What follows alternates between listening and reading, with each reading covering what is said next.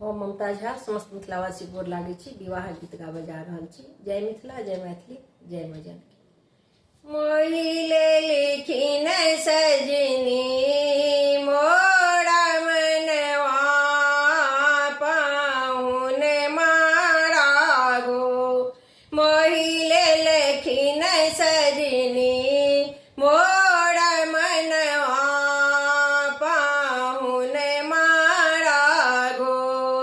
हे हो पाहुन मारा गो, सिया के सजन मारा गो।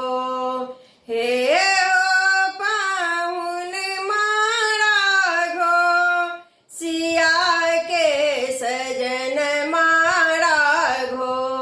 राजा दशरथ के दुलरुआ पाहुन मारा गो।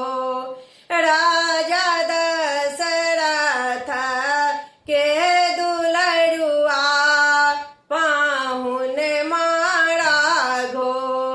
मोहिले लखिन सजनी मोर मनवा पाहुन मारा गो। हे हो पाहुन मारा गो, हे हो पाहुन मारा गो। राजा दशरथ के दुलरुआ पाहुन मारा गो। आँखियन में कारी काजर, होठवा में पानक लाली। आँखियन में कारी काजर, होठवा में पानक लाली। लाल लाल सिर पर है पगड़िया पाहुन मारा गो। लाल लाल सिर पर है पगड़िया पाहुन मारा गो। मोहिले लखिन सजनी मोर मनमा पाहुन मारा गो। मोहिले लखिन सजनी मोर मनवा पाहुन मारा गो।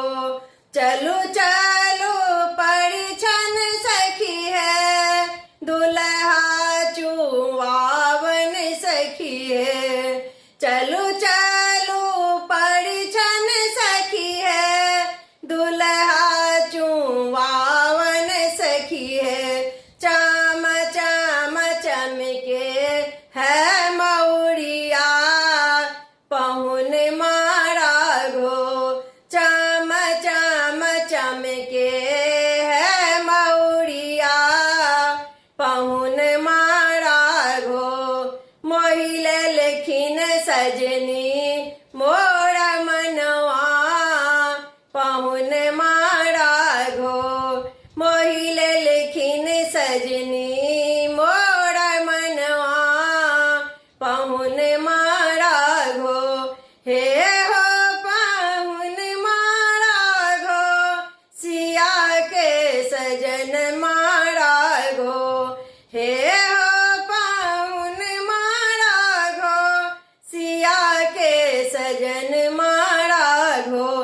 राजा दशरथ के दुलरुआ पाहुन